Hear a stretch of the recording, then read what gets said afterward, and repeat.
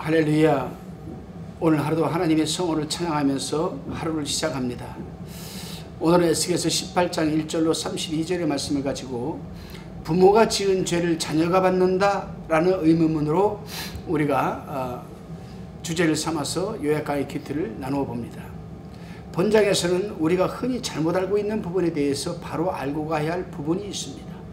당시 속담에 아비가 신 포도를 먹으면 아들이 이가 시다라는 말이 있었는데, 이것은 그들이 출애굽기 20장 5절에 아비의 죄가 자손 3, 4대에 이른다는 뜻을 오해하였고 잘못 알았기 때문에 그렇게 말한 겁니다. 본문의 중심적인 뜻은 그 자손들이 아비의 죄와 같은 죄를 범하면서도 회개치 않는 경우에 그렇다는 뜻입니다. 이제 본문 1절로 9절까지를 살펴봅니다. 이 당시에 유행하는 속담을 빙자하여 자기네들이 받은 이 재난이 조상의 죄 때문이라고 책임을 전가하였습니다.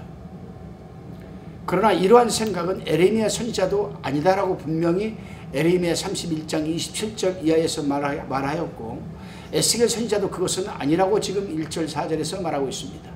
다시 말하면 하나님께서 각 사람마다 행한 대로 갚아주신다는 점입니다.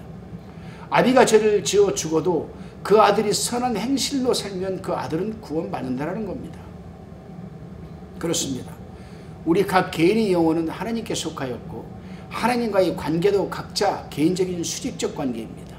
그렇기 때문에 부모가 악행을 저지르고 죽었어도 그 자녀들이 선한 삶을 살아간다면 아무 문제가 없는 것입니다. 반면에 그 자녀들이 부모의 행실대로 똑같이 살아간다면 징계를 받을 수밖에 없는 것 아니겠습니까? 그런데 당시 이스라엘 백성들은 자신의 죄악된 입장을 합리화시키고 정당성을 드러내기 위하여 하나님의 징계의 책임을 조상의 탓으로 돌리고 있었던 겁니다. 우리 또한 마찬가지입니다. 부모가 어찌 살았던 우리들이 하나님 보시기에 합당하게 살아간다면 부모의 죄와는 아무런 상관이 없는 것입니다. 본문 10절로 18절까지를 우리가 한번 살펴봅니다. 여기서 에스겔 선지자는 가정법을 사용하여서 가령 그가 이렇게 얘기합니다. 가령 그가 아들을 낳았다 하자, 이렇게 가정하고 지금 교훈을 하고 있습니다. 아무리 의인의 아들이라 하여도 악행을 저지르면 죽을 수밖에 없다고 합니다. 그렇습니다. 부모가 의인이라고 해서 그 자식의 삶이 혜택을 거저들이게 되는 것은 결코 아닙니다. 우리 조상들이 어떻게 살았던 하나님의 공정한 상벌이 우리 각자 자기 행위에 달려있는 것 아니겠습니까? 따라서 아비가 악한 삶을 살았다고 해서 그의 선한 자녀가 하나님 앞에서 그 아비의 죄악을 담당해야 할 이유는 절대로 없는 것이고, 아비가 선한 삶을 살았다고 해서 그 자녀가 하나님 앞에 선한 행실의 대가를 받는 것도 아닙니다. 오직 각자의 행실에 달려있는 것이죠. 다시금 19절로 24절을 우리가 한번 살펴봅니다.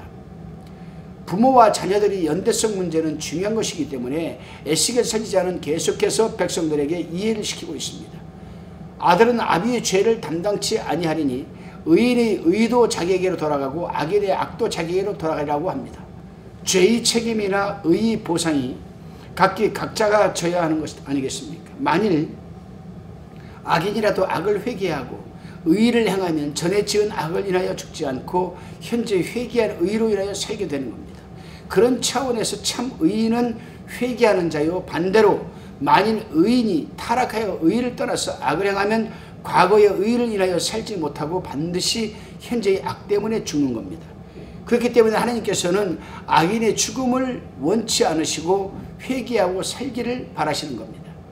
다시금 본문 25절로 32절까지를 살펴봅니다. 에스겔 선지자는 여기에서 하나님의 공평하심에 대해서 말하고 있습니다. 악인이라도 회개하면 사는 것이 원칙입니다. 이러므로 죄인이라고 낙망할 것이 없고 의인이라고 안심할 수가 없는 겁니다. 다만 하나님께서 원하시는 바는 한 사람이라도 멸망치 않고 다 회개하여 구원받기를 원하시는 겁니다. 그렇습니다, 여러분. 우리 하나님께서는 과거를 보시지 않고 묻지도 않으시고 지금의 현재를 보는 겁니다. 그러므로 하나님의 백성들이나 불신자들이나 모두에게 회개할 필요가 있는 거죠. 중요한 것은 시간적 전후가 문제시 되지 않고 현재에 있음을 우리는 분명히 깨달아야만 합니다. 기도하시겠습니다. 주님, 우리 모두는 죄인입니다. 그 어떤 상황에서도 우리는 부족하고 무지하고 우둔하고 불순종하는 죄가 많습니다. 그럼에도 불구하고 우리를 사랑해 주시니 감사할 뿐입니다. 연약한 우리가 죽을 지경으로 달려가는 것을 막아주시고 살 길로 인도하시는 우리 하나님 아버지 영원토록 영광과 찬송 받으시기를 원합니다. 감사드리옵고 우리 죄를 담당하신 구주 예수 그리스도 이름으로 기도하옵나이다. 아멘.